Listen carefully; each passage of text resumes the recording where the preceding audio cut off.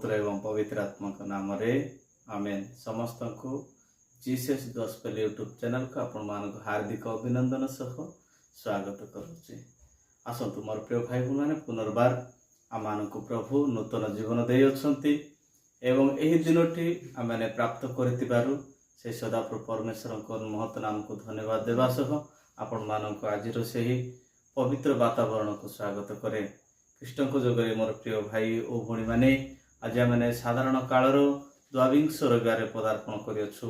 आज प्रथम पठन नियमावृत्ति 4 अध्याय 1 ରୁ 2 एवं 6 ରୁ 8 पद पर्यंत। द्वितीय पठन साधु जाकब 1 अध्याय 17 ରୁ 18 21 ରୁ 22 एवं 27 पद पर्यंत। एवं आज पवित्र सुसमाचार साधु मार्क 7 अध्याय 1 ରୁ 8 14 ରୁ 15 एवं 21 ରୁ 23 पद पर्यंत। कृष्ण को प्रेम रे मोर प्रिय भाई और भणी माने आज वाक्य रे आमे जदि देखिबा सत्य को जानिबा धर्म को चिन्हिबा। आज मुख्य प्रसंग सत्य को जानिबा ही धर्म को चिन्हिबा। तेरे मोर प्रिय माने सुसमाचार रे जदि आमे देखिबा को पाइबा आज पारुसी एवं धर्मशास्त्री माने यीशु को पचारुछंती, प्रभु तुमर शिष्य माने अदुआ हस्तरे कहीं से माने भोजन करती, से माने शुचि नुहंती असुचि अटंती। तेबे पारुसी एवं धर्मशास्त्री मानकर रीति एवं विधि विधान एवं परंपरागत नियम रे से माने बंधा हो अछंती। तेबे मोर प्रिय माने प्रभु जीशु जदि आम पाखरे अछंती, प्रभु आम समस्त को सुचि पवित्र एवं निर्मला मान करे छंती। तेबे मोर प्रिय माने सेतिपय तुमको स्वर्गस्थ पिता जेपरि पवित्र तुम्बे माने मध्य सेही परि पवित्र हो बोलिकी शास्त्र आमान को शिक्षा दिए। मोर प्रिय भाई और बुढ़ी माने सही बड़ी आमने जीशु को विश्वास करवा एवं तांकर अनुसरण करने द्वारा आमान को जीवन आम पवित्रता सही सदा परमेश्वर आमान को आह्वान करती। प्रथम पठन रे जदि आम जीवन रे जड़े ज्ञानी होगापाई चाहूँ, जीवन रे आम जड़े विज्ञ व्यक्ति होगापाई चाहूँ,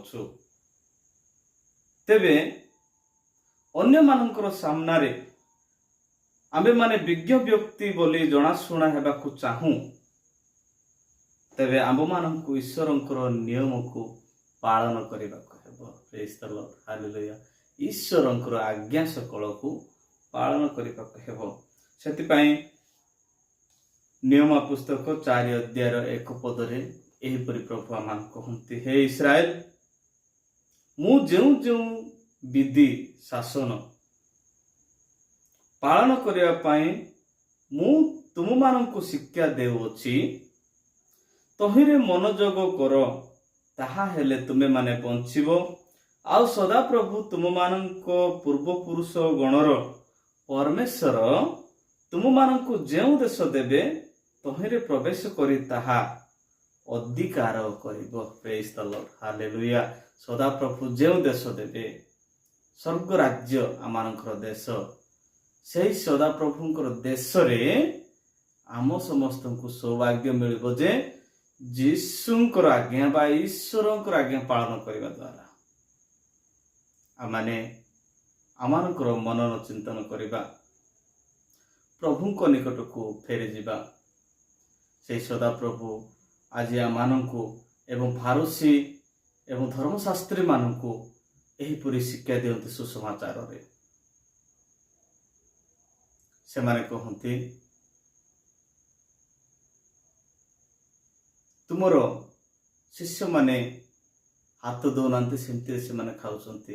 एक द्वितीय कथा से माने परंपरा रीतिनीति को मानती नहीं।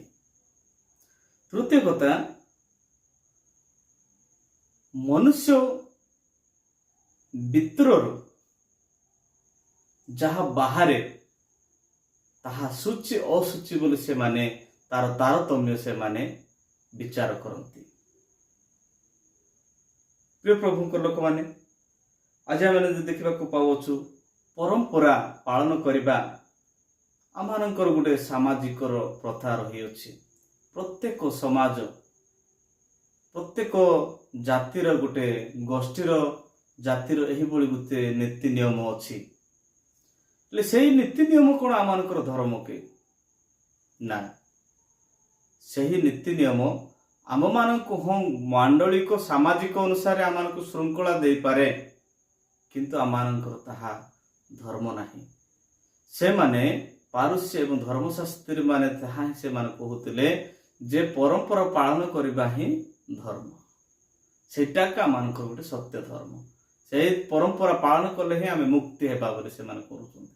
ନାହିଁ, ଏକମାତ୍ର ମୁକ୍ତିଦାତା ସତ୍ୟ ପରମେଶ୍ୱର ଯୀଶୁ ଖ୍ରୀଷ୍ଟ, ସେ ଆମମାନଙ୍କୁ ତାଙ୍କ ନିକଟରେ ବିଶ୍ୱାସ କରିବା ବ୍ୟକ୍ତିମାନଙ୍କୁ ହିଁ ସେ ଉଦ୍ଧାର କରିବେ ଏବଂ ପରିତ୍ରାଣ କରିବେ ବୋଲି ସାଧୁ ଯାକୋବ ଦ୍ୱିତୀୟ ପଟନରେ ସେ କହନ୍ତି।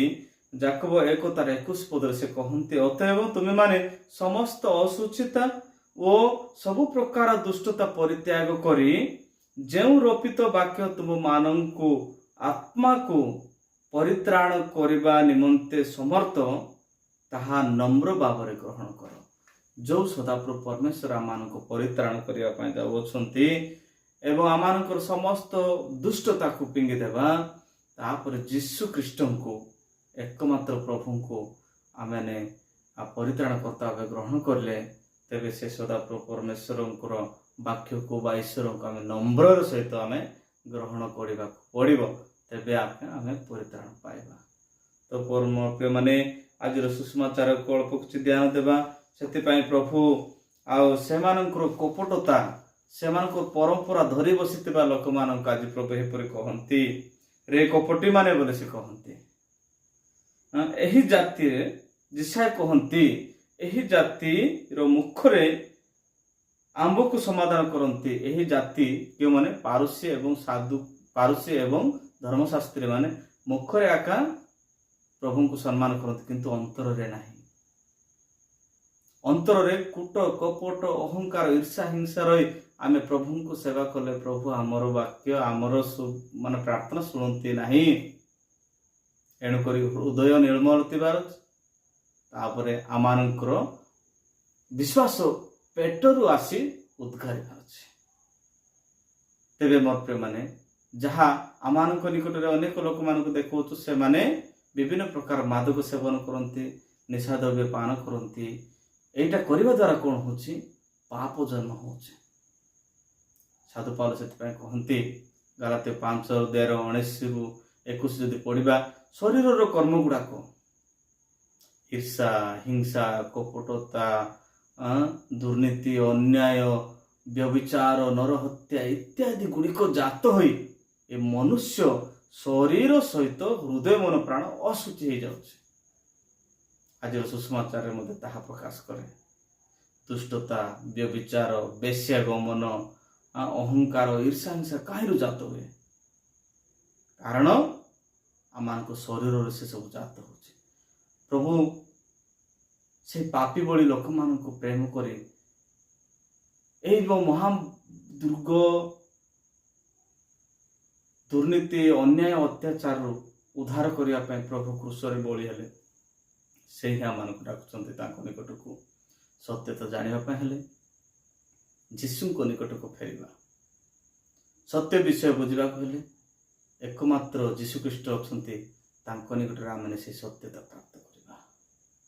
ଏଣୁ ତାଙ୍କୁ ବିଶ୍ୱାସ କରିବା ଏବଂ ତାଙ୍କରି ଉପାସନା କରି ପରିତ୍ରାଣ ପ୍ରାପ୍ତ ହେବା। ପ୍ରଭୁ ଆମ ସମସ୍ତଙ୍କୁ ଏହି ବାକ୍ୟ ଦେଇ ଆଶୀର୍ବାଦ କରନ୍ତୁ।